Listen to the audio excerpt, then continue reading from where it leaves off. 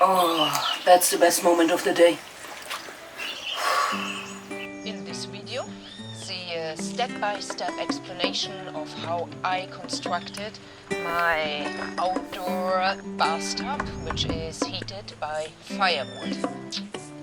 Keep watching.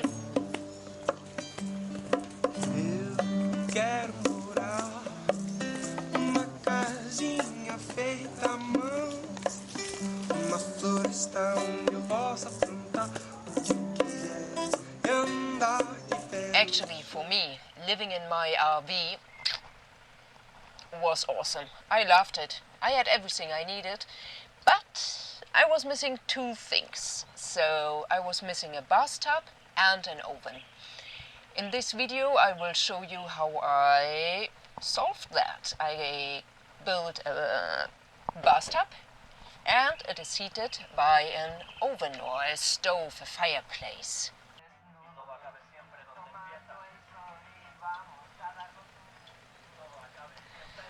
So now every time I light the fire, I can also cook something in the oven or on top of the stove, and the water for the bathtub is heated. So it's awesome, it's really amazing, and I think it's making a good use of the firewood.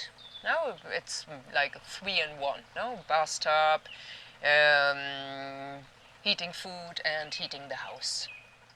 In my tiny house, I installed a fireplace or a stove, which also has an oven and an integrated water heating system.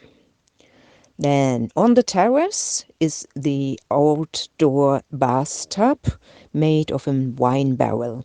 Beside the house is a 1000-liter water tank collecting rainwater, or I can fill it up from the well I have on my property. A hose is then connecting the tank to the stove, and water flow to the stove can be controlled by opening a knob and starting a small 12-volt pump. A further pipe connects the stove with the bathtub, so the water heated by the fire can flow into the bathtub and fill it up. A further pipe permits the circulation of water between the bathtub and the stove. So once the bathtub is full, I remove a cork in the bathtub to let the water circulate between the stove and the bathtub only. And I close the knob to cut the water coming from the big tank. Now the water is heating up further, and if it gets too hot, I can let cold water in from the tank again, and if it is too cold, I just make the fire bigger. So to use the bathtub, what I do, first of all, I have to take the lid off. Now, most of the times I use it when it is cold outside in winter. You can see here there are no leaves anywhere. It's cold. So I take the lid off, and first of all I will show you how the bathtub looks from inside. So you can see it's quite big. It has a capacity of 800 liters. And here is the knob that opens a hose that comes from the big water tank I have beside the house, and which fills up with rainwater, or which I can also fill with the well I have. If it hasn't been raining, no, then I just fill up the tank with water from the well. So now that this knob is open, I take out this cork, because now the water can circulate from the tank through the stove into the bathtub. And to do this, I turn on the pump. So you can see now water is running into the bathtub. So it's coming from the water tank, running through the stove by help of the water pump, and running into the bathtub, filling it up now. Obviously, so that it can be filled up, I need to put a plug. So the plug is in now and the bathtub can really fill up.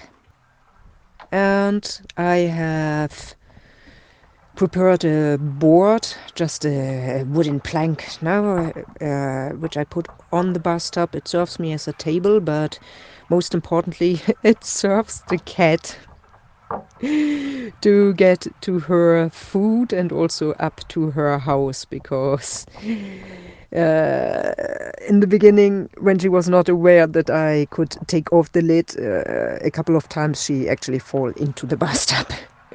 And here you can see how the pipe comes now out from the stove, from the house, and is connected to the bathtub. This is for later on, for establishing the circulation between the bathtub and the stove.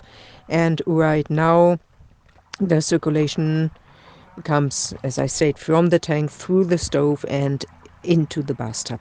Last but not least, let me also show you the stove inside, which has this water heating system, which was actually thought to be connected to the heaters of the house. So if you have more than one room, which is not my case, you could connect this stove to the rest of the heaters in your house and like this heat the other rooms. But that's not my case.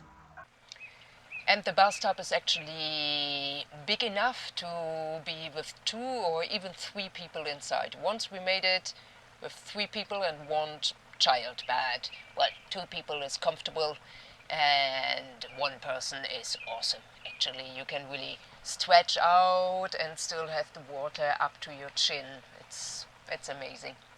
And actually with this bathtub, I mean, I have friends who pass by and who say, oh no, they don't like to take a bath. I'm like, it's not about taking a bath and getting clean. It's more about, it's like going to a spa, you know, it's more about wellness. And in the moment you get in there and you are surrounded by these 500 liters of water, you are really like, yeah. And it sounds like a lot of water. Obviously it is. It's like 3 times the amount you would have in a bathtub at your place, no, in a flat.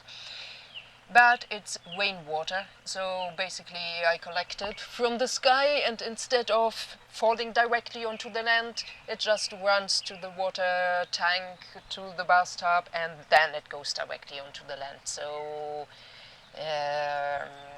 I don't use water in that sense, no? And once I have the hot water in the bathtub and I took my bath, I take advantage of the hot water and I use it, for example, to do my laundry, no? To wash my dirty clothes. So this is important here. If you live this way, you always try to find more than one use for one thing. For example, you can also see it's not only the bathtub on the terrace, it functions as a table at the same time. So if I sit here on the sofa, I can put my plate there or my book or whatever. So the whole installation process, wow, that was really difficult, because I actually didn't want to install a pump. I wanted to let hydrodynamic work, but that would have meant that the bathtub had to be on the same height as the stove, so it wouldn't have been here as a table. It would have been at this height, more or less, and that was not really practical. It didn't look good, and I actually needed some steps to get in there. So in the end I decided to install a pump, but it works on 12 volt, so it doesn't need a lot of electricity, and with my solar system it's completely fine. I can run the pump and it's okay, no problem. So while installing it, the whole system, I had to make a lot of tests. It didn't really work as I wanted to. The water came out really, really dirty, and I was not sure why. So I thought maybe the water heating system inside the stove is dirty from inside, or it's rusty or something like that. So I took apart the whole stove and tried to reach a water heating system, which I couldn't. So I filled it up with rust product. So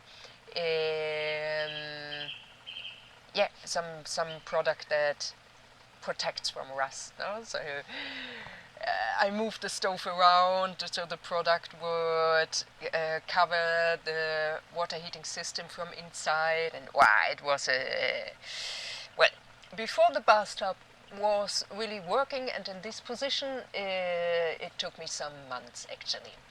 In the end, it turned out that the water was not dirty because the heating system inside the stove was rusty. It was dirty because the pipes or the hose I used to connect the stove with the bathtub, they actually had some rubber in there, which could only stand a temperature of maximum 90 degrees. So when the water got hotter, then this rubber was dissolving and this actually made the water dirty. So I really recommend, if you do something similar, to use clean copper pipes to build this system. That would be best. If I redo it at some point, I will do the same.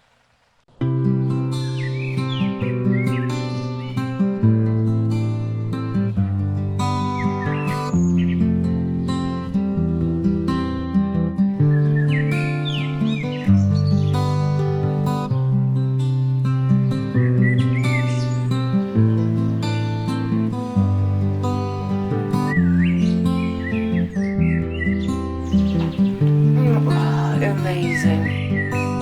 Muscle relaxing, mind relaxing.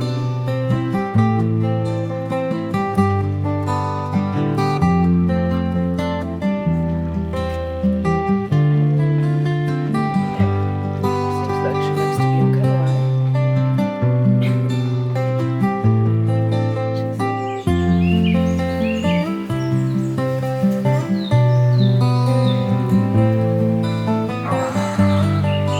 Your bathtub at home is too small to feel what I'm feeling right now.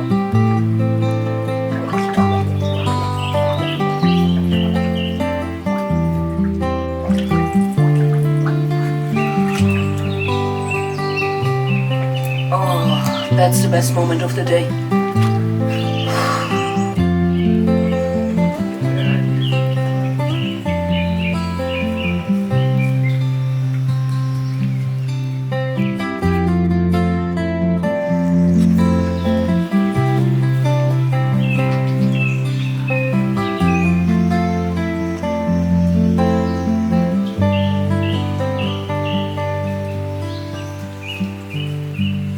I hope seeing me so relaxed motivates you to consider building your own outdoor bathtub.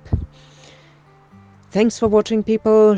Please subscribe, like, comment so I can make more videos like this. And keep it real, keep it healthy, keep it peaceful, inside and outside. See you next time.